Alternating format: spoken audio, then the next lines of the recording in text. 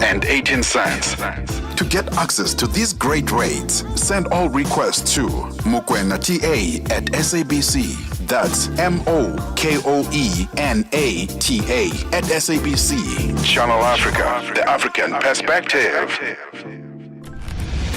Africa Update, your daily dose of African insights with Lulu Gaboo on Channel Africa. It is 10 after 12 Central African time, and we're coming to you live from Johannesburg in South Africa. The judgment in a legal dispute between the Zambian government and the family of the late former president Edgar Lungu is expected tomorrow. The Lungu family is insisting that the former president's body be laid to rest in South Africa, while the Zambian government says he should be repatriated and buried at Embassy Park. And for more on this, we are joined on the line by Edward Roy Makai, the director of CIC Press Team, an online media house in Zambia, and the president of the Lusaka Press Club. Edward, good afternoon, and thank you for joining us on Africa Update. Good afternoon, Channel Africa and Subic Plus. Good afternoon, viewers, everywhere you're watching us from. Now, Edward, what are you hoping will come out from this case? Well, it's a two sides way thing, where it can go the Zambian government way, in accordance with the wish. I'm sure you are aware that the Attorney General of the Republic of Zambia, Council Mulilo Kavesha, sued the family of the late President Edgar Lungu. So the matter is in court, as well as the other side is the Lungus, the family, of course, with the entire PF fraternity as a party. Obviously, one of the two will get the day, but we hope for the better, regardless of what it is. We respect the judgment of how the court will go, according to what the general of Zambia said. Now, what are the citizens of Zambia saying? What are they hoping will come out from this judgment? Well, the citizens of Zambia, where I actually also come from, we are hoping that the judgment comes to our favor. To our favor, I mean, as a citizen, despite my titles and my positions, it's prudent that the history follows in tandem in accordance with how the other processes have been done. And I'm sure you're aware that Zambia has the 7th Republican president, all the past ones, from Dr. Kenneth Kaunda, who was our first Republican president, Dr. Frederick Chiluba, who was the second, Dr. Lev Patrick Manawasa, who was third, and then you can follow up to Dr. Michael Churifasata, and then you also had Rupia Banda. All of them are dead, and they are all buried in Osaka at the Embassy Park. So it's a custom how every president in Zambia is buried. So the only difference with this is that, of course, he died in a foreign country, hence the battle. Now, the family and the government have been at loggerheads for the longest time. Both feel that they are entitled to his body. With the family going as far as stating that things had changed for the former president in terms of, the perks as a former president of a country, as a former president of Zambia, having been taken away from him, and feeling that then he died as a normal individual, whereas government is coming out and saying that even though his perks had been taken away, with the reasons behind the perks being taken away is the fact that after his presidency, he then changed and wanted to go back into politics, active politics. So do you think that both parties will accept the court's decision either way? It goes back to what I said. Unfortunately, some of these issues are already active in court. I would wish I could go further in detail to explain to you, especially the politics behind the tussle between the two sides, the government and the family. And as you put it, they've been at loggerheads for a long time now, which is unfortunate. However, judgment is coming tomorrow. However it will go, of course, that question, as journalists, we posed it to the Attorney General of Zambia, who is Mr. Kabesha Mulilo, State Counsel. We posed that question to him to say, what if their judgment goes the other way around? Well, the same question can be posed to the other side, the Lungu family, to say, what if the judgment goes the other way around? And that's what judgment is all about. And we are bound to respect it. So from our standpoint, they view, especially if you can quote the Attorney General properly, he's been very consistent in saying that we hope that the judgment goes in government favor, so that the late president is buried with all the state accolades accorded to him, as per our tradition in Zambia. However, it would be a sad story or sad situation to see our first Republican president, late president, buried face. He will be the first person to be buried out of the land, which would be very unfortunate. And as tellers of the story, especially myself from the media fraternity, where I head as the director of CIC Press Team, and as well as the Lusaka Press Club, which I am in charge of a lot of media houses and journalists in Zambia. So it will be a sad thing, because as tellers of the story, what story are we going to tell? And we need answers. So this is where this matter is, and hence even my presence here, to ensure that we try to find out what is on the floor and the general feeling. Now, but, Edward, looking at press freedom in the country, looking at press freedom in Zambia in terms of covering this story, has there been any censorship, in general? From where I'm standing, I can tell you, my dear, that in Zambia, press freedom is very much accorded to every media house. They don't need permission to cover this. It's just here, maybe after the matter went to court. Of course, everyone respects the courts, and then there I can say it's not really to say it's been a censorship, but it's just expected that when the matter goes to court, you give the court that respect to do their job. So there had been some reduction in terms of talking and everything, but before the matter went to court, come on, it was a free-for-all thing. Yeah. Well, Edward, because of time, unfortunately, we are going to have to wrap up quickly. But in wrapping up in just 15 seconds, what does this mean now, either way, for the Lungu family, who are now based here in South Africa? Do they still have a home in Zambia? What's the situation? Can they still go back and forth between Zambia and South Africa? What does it mean going forward? Well, regardless of the judgment, the Lungus are Zambians. The Lungus are Zambians, they are not South African. And if they want to change to be South African nationals, of course they have that right.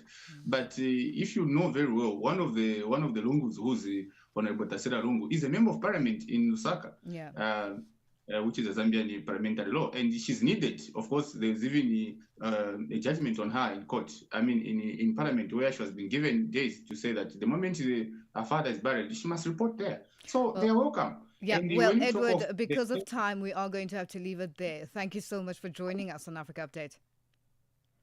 That's Edward Roy Makai, Director of CIC Press Team, an online media house in Zambia, and President of the Lusaka Press Club, joining us on the line. Africa Update with Lulu Gaboo, 12 to 1 p.m. Central African Time.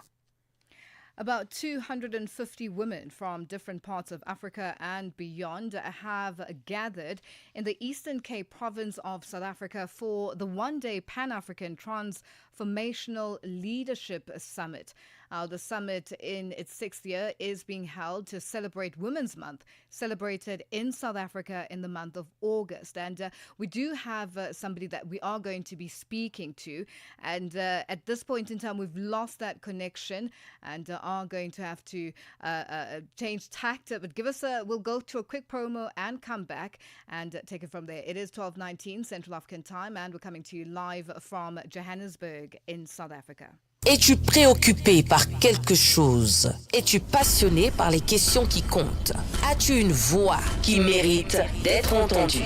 Eh bien, nous avons la plateforme parfaite pour toi. Téléphone-nous ou fais-nous un WhatsApp au +27 66 408 87 42 et nous te rappellerons. Sois dans la conversation. Salut Channel Africa, ici Beno le diamant rouge et Binal Sport depuis le Cameroun, le pays des lions. Voilà.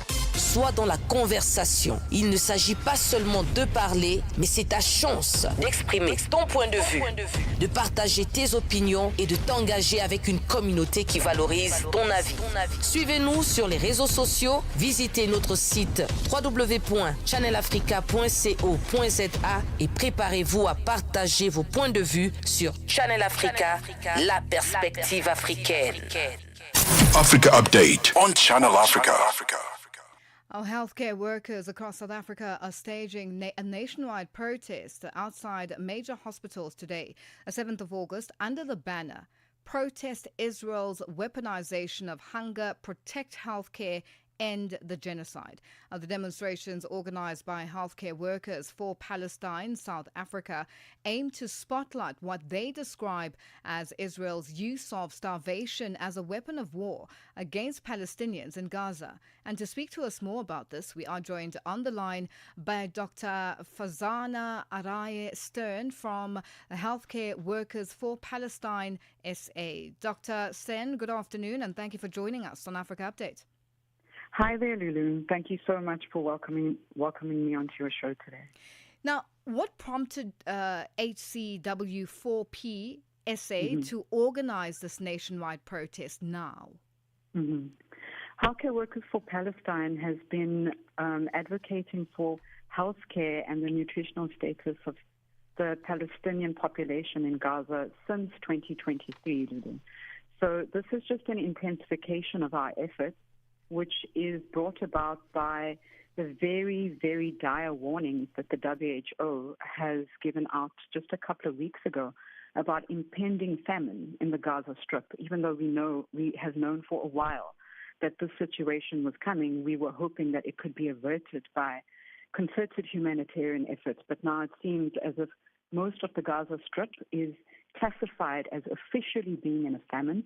And as we know, most of these people comprise of women and children, with about 500 people in Category 5, which is the most severe classification of food insecurity that exists.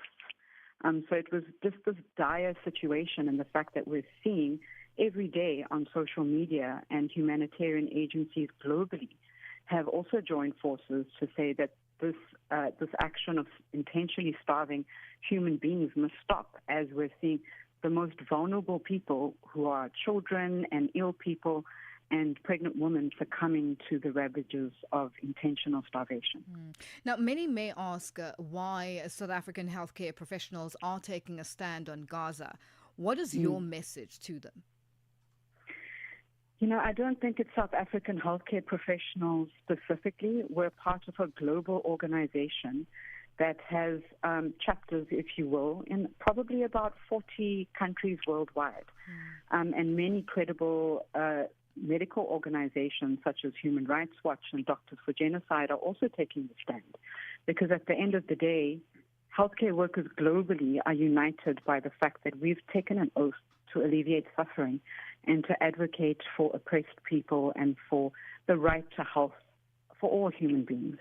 And I think in particular, as South African healthcare workers, particularly if you work in the government healthcare system, where we still see the consequences of apartheid policies and the systematic and deliberate oppression that a people underwent, that we are now seeing the legacy of, we understand that to weaponize food and healthcare can have terrible consequences even decades down the line.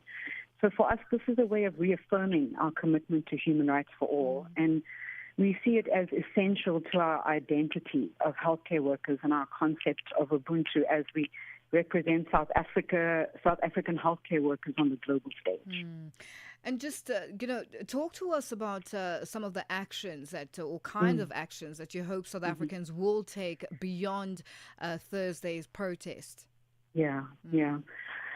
So as a healthcare organization, we would like to see more healthcare workers from all types of professions advocating for unrestricted humanitarian aid into the Gaza Strip. We want all healthcare workers to also advocate for safety of healthcare workers everywhere, particularly in Gaza, where there has been a concerted effort to kidnap and to torture and detain healthcare workers purely because they are trying to save their people. We've also seen healthcare being targeted intentionally, and we're hoping that our advocacy will cause our leadership in healthcare in this country to take a more concerted stand and add their voice to the growing call to stop these kinds of actions. We'd also like South Africans all over to maybe make themselves more acquainted with the boycott, divestment, and sanctions movement.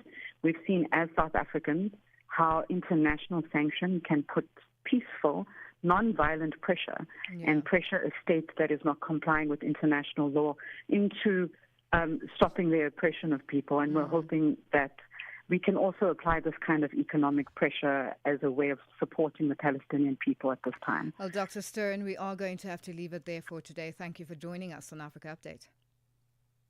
That's Dr. Fazana Arya Stern from Healthcare Workers for Palestine. And Dr. Stern is an anesthetist joining us on the line. Big news from Channel Africa. Now you can listen and watch your favorite shows on Channel Africa. Channel Africa is streaming live on the internet on all our social media pages at Channel Africa 1 from 6 a.m. till 9 p.m. Central African Time. Download the SABC Plus app or visit our website www.channelafrica.co.za and stream us live on all our social media pages at Channel Africa 1. Channel Africa now streaming for your eyes and ears only. Channel Africa, the African perspective. Africa Update with Lulu Gaboo on Channel Africa. It is 12:26 Central African Time, and we're coming to you live from Johannesburg in South Africa. About 250 women from different parts of Africa and beyond have gathered in the Eastern Cape province of South Africa for the one-day Pan-African Transformational Leadership Summit. The summit, in its sixth year, is being held to celebrate Women's Month, celebrated in South Africa in the month of August. Our topics that are being covered include entrepreneurship, opportunities in tourism and hospitality industry, leadership beyond reproach, amongst others. And to chat to us further on this, we are joined on the line by a Chief Executive Officer of Al Gondi Trading in Egypt. That's Dr. Navi Nakla. Dr. Nakla, good afternoon, and thank you for joining us on Africa Update. Good afternoon. I'm very proud to be on Channel Africa today with you. Now, Dr. Nakla, just firstly, briefly explain what you do and your contribution to the Pan-African Transformational Summit that's being held in South Africa.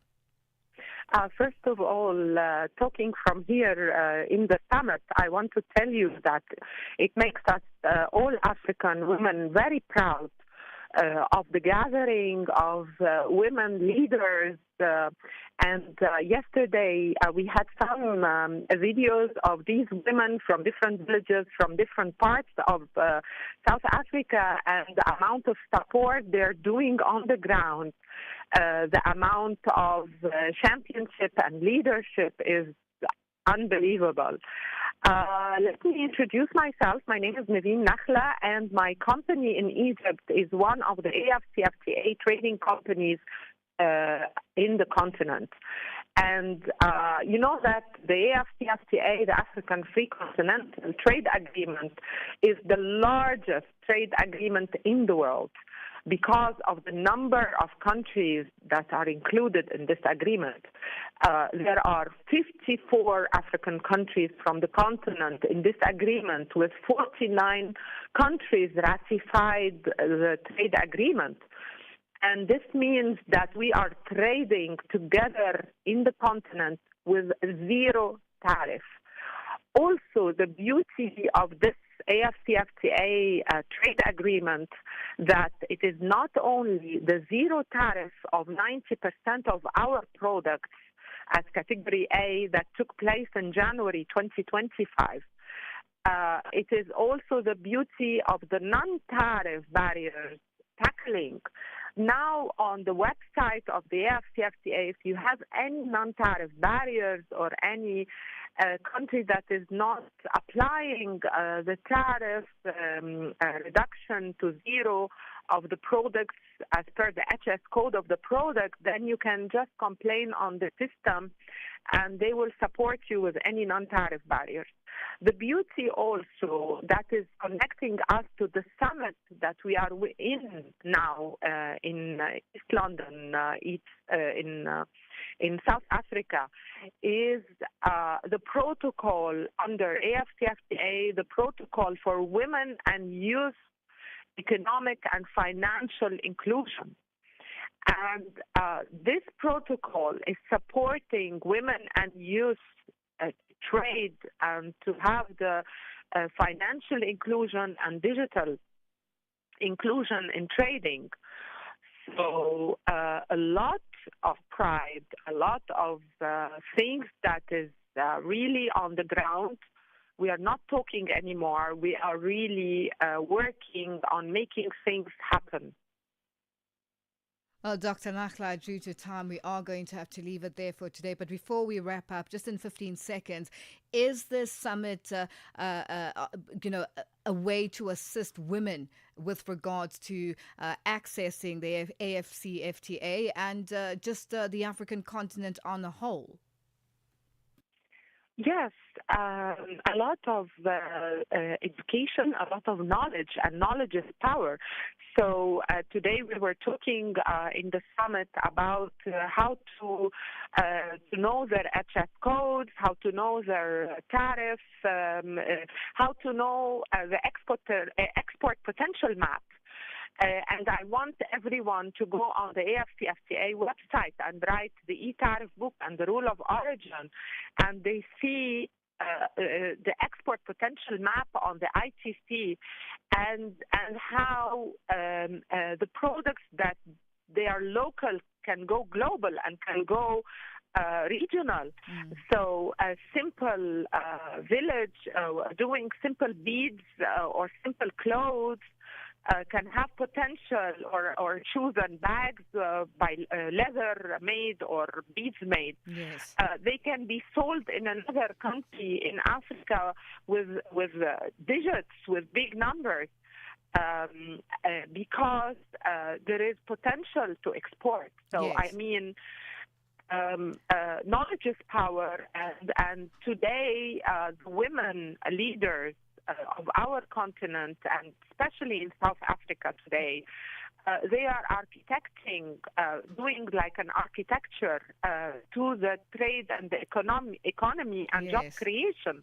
They are not just watching, they are really architecting and doing putting the work. Their hands. Yeah. Well, Dr. Nakhla, we are going to have to leave it there for today. Thank you for joining us on Africa Update. That's Dr. Nevi Nakhla, the Chief Executive Officer of El Gondi Trading in Egypt, joining us on the line. Our news headlines up next with Onele Nzinzi. SABC News. Headlines. The African Perspective. Thank you, Lulu. The judgment in a legal dispute between the Zambian government and the family of the late former President Edgar Lungu is expected tomorrow. The Lungu family is insisting that the former president's body be laid to rest in South Africa, while the Zambian government says he should be repatriated and buried in Embassy Park. M23 rebels killed at least 319 civilians, including 48 women and 19 children last month in the Eastern Democratic Republic of Congo.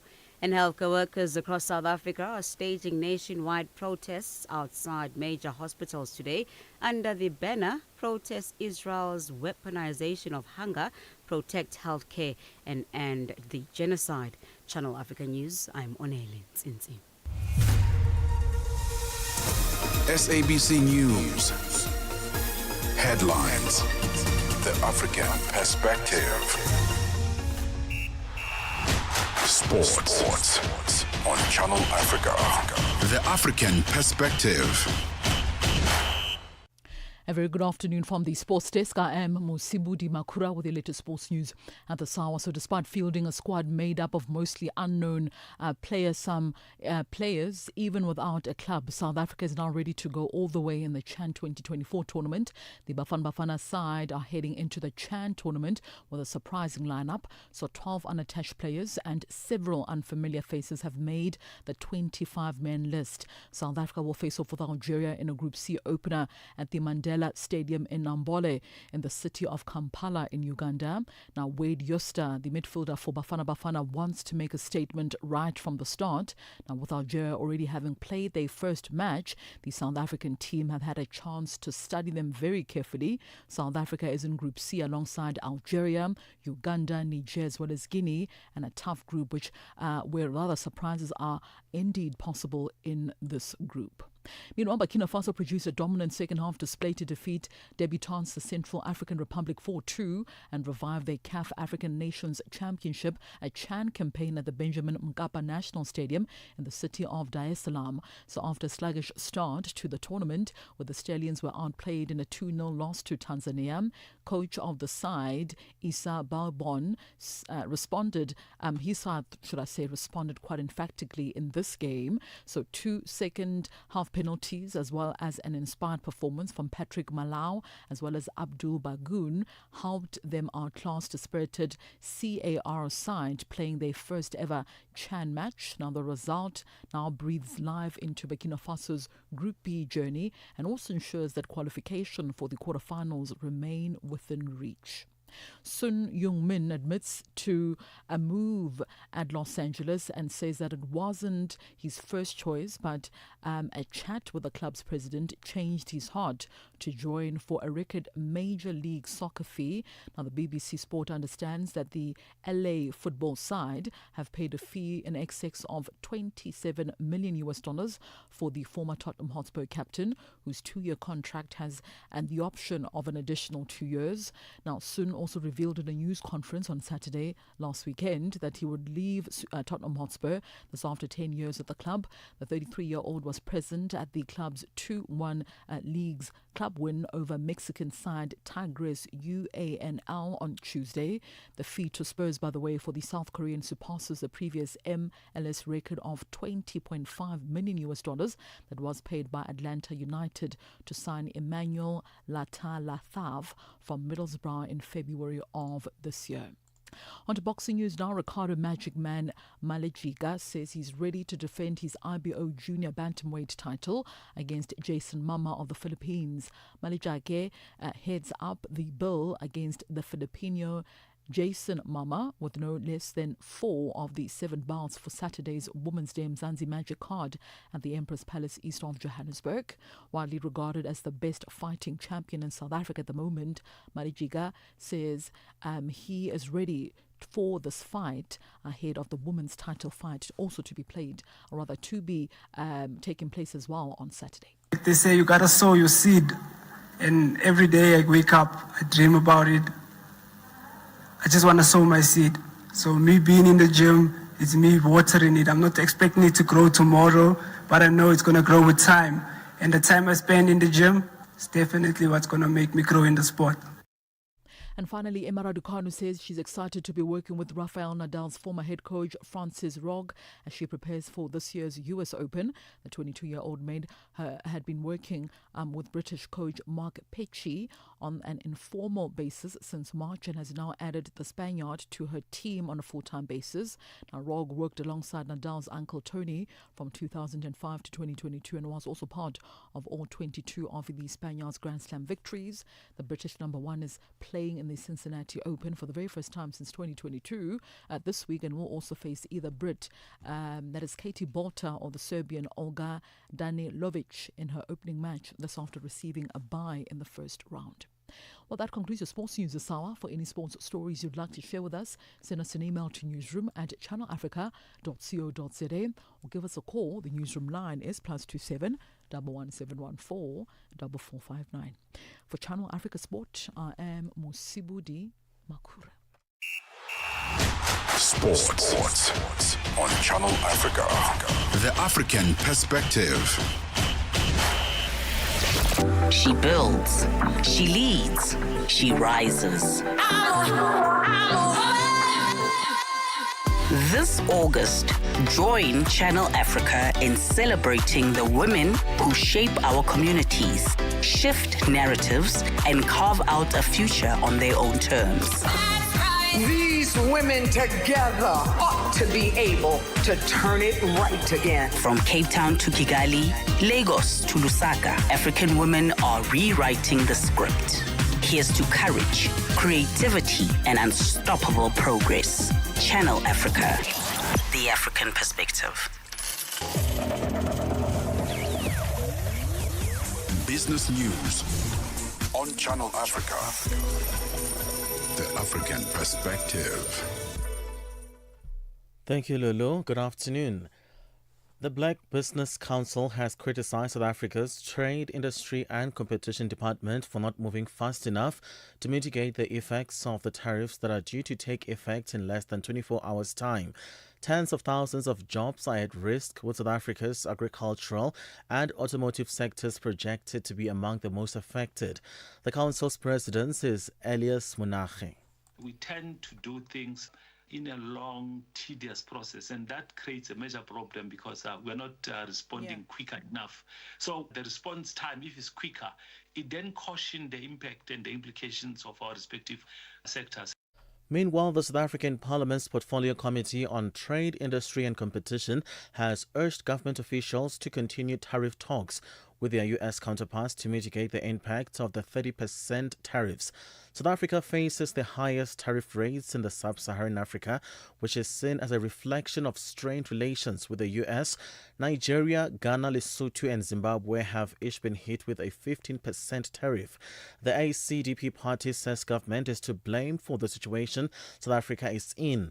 ACDP's Wayne Thring says there must be ways of preventing the escalation of the problem. We call on government to mitigate these effects by engaging in constructive and meaningful diplomatic bilateral engagements with the Trump administration. Regrettably, our government has scored own goals in this regard, with the Rasool debacle, our former ambassador, as well as our breaking away from our non-aligned international relations policy.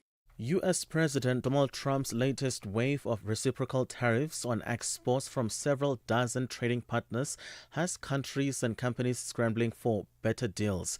However, the Department of Trade, Industry and Competition says it plans to implement an economic response package to support businesses affected.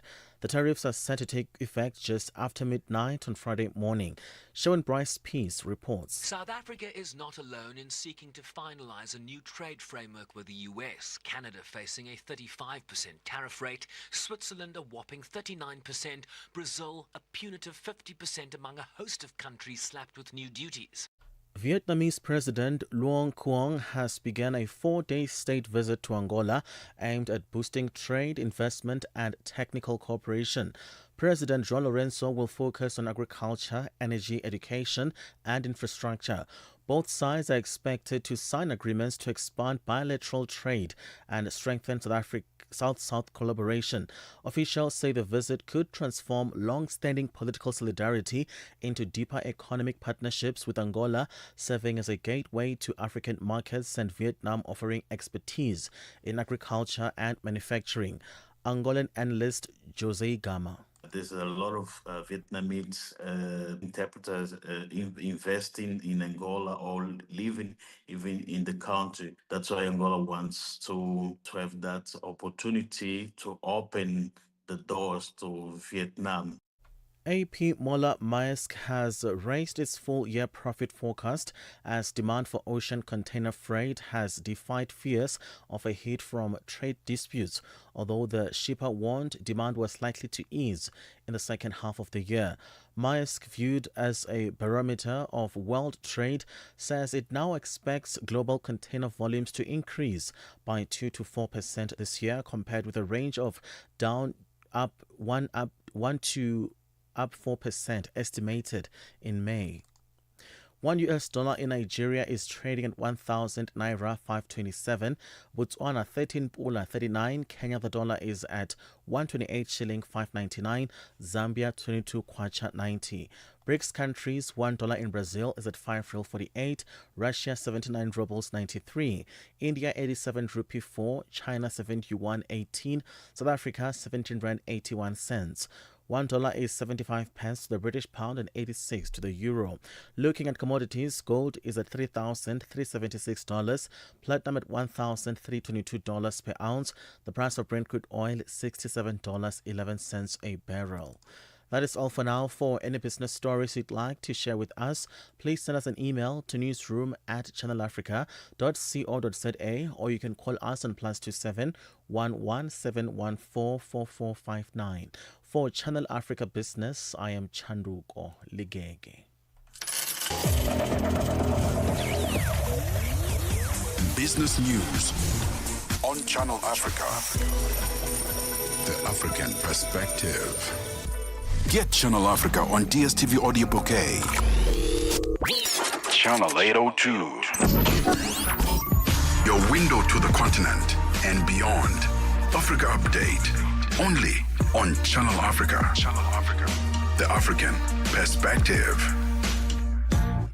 It is 12:45 Central African time, and we're coming to you live from Johannesburg in South Africa.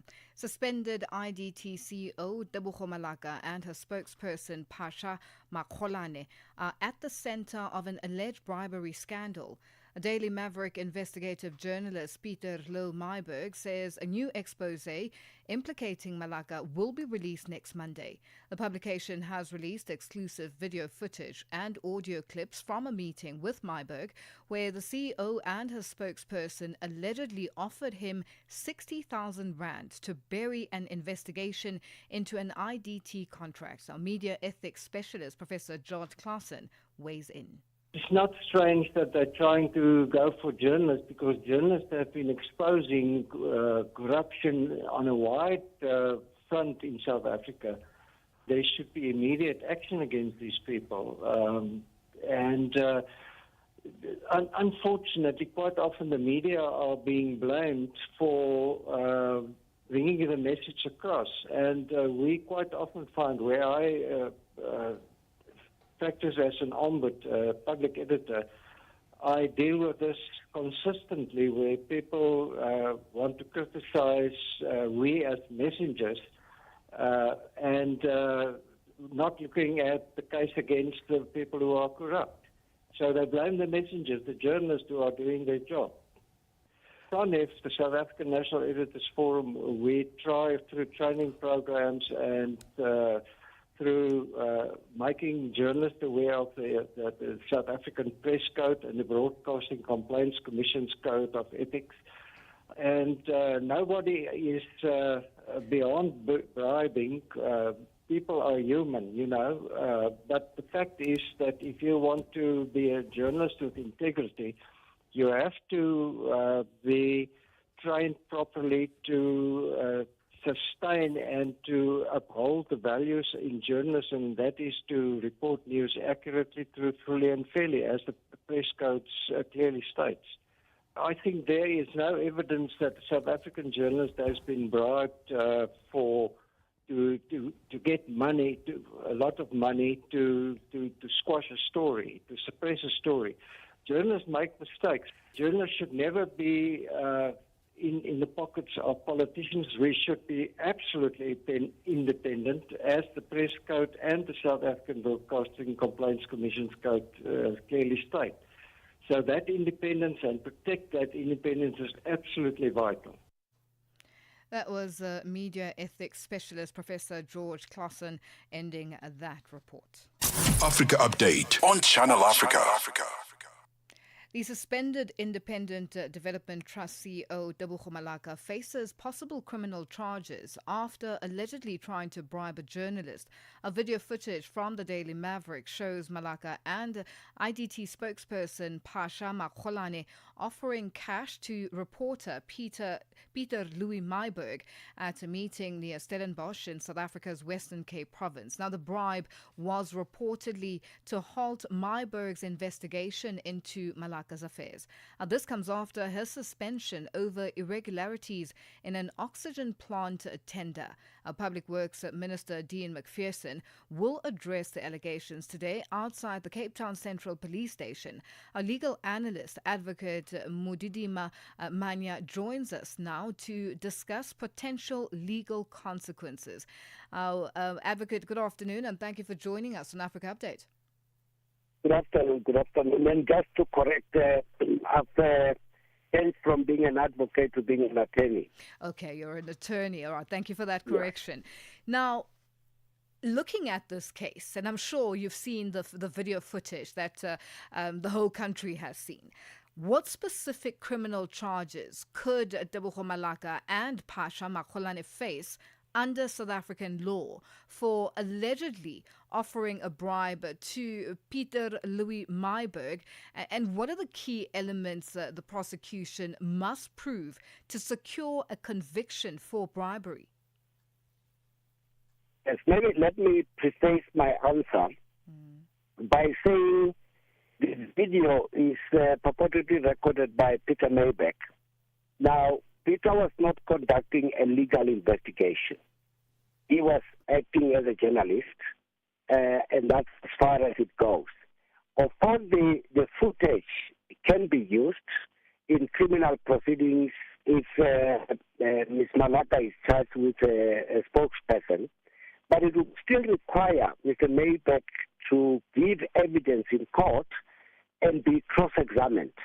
Now, there could be a host of technicalities about the video, and that could include whether it's credible, it's authentic, and all those kind of things. Now, assuming that Mr. Myburgh would be willing to testify, as we know journalists have got a position about their role in matters of this nature. But be that as it may, on the face of it, it looks like it's some form of bribery, which basically engages, giving somebody gratification to influence that person to act or not act in a particular way. Is this now a case in terms of legal terms, whether there might be an issue of entrapment or claims of misrepresentation by the journalists? Look, okay, let me put it this way. I think we all know that people who are engaged in this type of controversies would fight to the bitter end to get themselves out of trouble.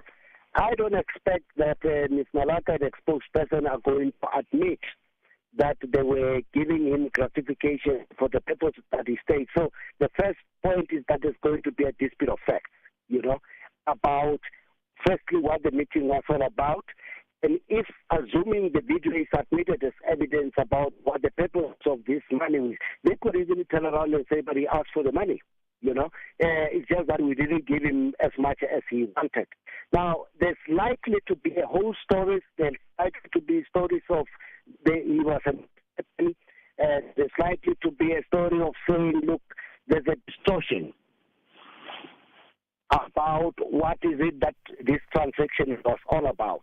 But it all firstly depends on what they will be charged with if they are charged. And because that influences the type of evidence which will be required.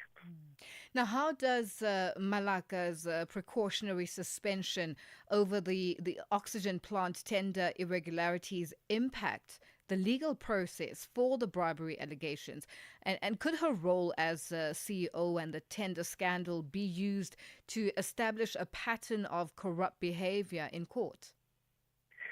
Well, firstly, it depends. The suspension one would be regarded as precautionary, so it's got no bearing on whether she's guilty or not. But assuming she's taken to a disciplinary hearing, and also depending on the type of disciplinary hearing, if she goes through a pre-dismissal arbitration, she would be expected to testify under oath. Now, the record of that could be used subject to certain conditions in the criminal proceedings. But you must bear in mind that in the disciplinary in the employment context, the onus is very low. The standard is low compared to a criminal case, where the state will have to prove each of the elements of the crime beyond any reasonable doubt. So she might be dismissed but not found guilty in court, or not found guilty in a disciplinary hearing but found guilty in a court of law. And what are the potential legal implications for the Independent Development Trust as an entity, given that the allegations against its CEO and spokesperson?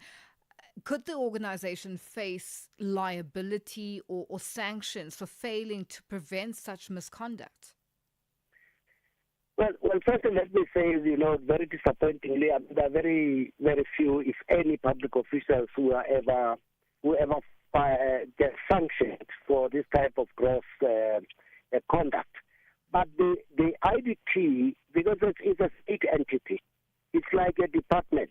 When the minister or the DG has done something, they will be called to Parliament and they'll be asked two flimsy questions, and then we'll be told there's an investigation, and the matter might just die there.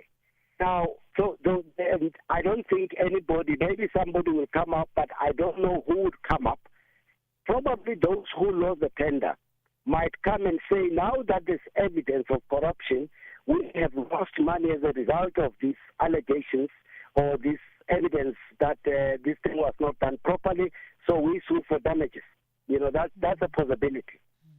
And finally, just in wrapping up, in the context of South Africa's anti-corruption framework, how might the involvement of the Hawks, the SAPs and the NPA influence the investigation and prosecution of both these individuals, that's Malaka and Makholane, and what role could the Special Investigating Unit play in addressing the broader tender irregularities?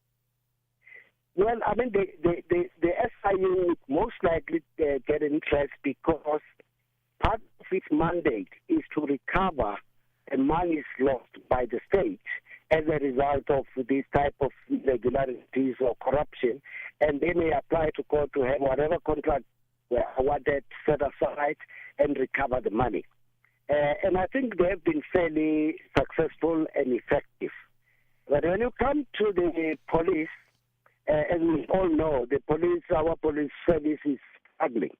Now, I'm not sure whether we can say with a measure of confidence that we have the capacity to deal with a case of this nature, bearing in mind that we have still not even started on a serious note to process the state capture cases. But assuming the Hawks were ready, they would have to go and fully investigate and probably present to the National Prosecuting Authority, which we hope will also have the capacity to prosecute. So, but remember, there are also prosecution-led investigations. So it might as well be that the new directorate in the NPA is seized with this matter and leads the investigation, which might lead to a prosecution. But as you know, most of this, there's this big noise, there's this big corruption. All right, so we seem to have lost our guest. That's Mudidima Manya, who is an attorney, and he was joining us as a legal analyst. It is 12:58 Central African time, and I guess that's how we wrap Africa Update today. Continue with us on our social media platforms and let us know what your thoughts and your views are, especially on our question today on hashtag Africa Update Ask. We're asking the question on the Zambia government and Lungu family judgment that is expected tomorrow. And our question to you is, what are your thoughts on this dispute, and do you hope the judgment will be the best for all parties involved? Let us know your thoughts and your views on our social media platforms. That's on X, Instagram, and subscribe on YouTube at Channel Africa 1, on Facebook at Channel Africa, and let us know what you think on WhatsApp and with voice notes and comments on +2763 406 9126. Well, that's it, and we will be back on Friday. That is tomorrow, with a lot as well on Africa Updates. Goodbye.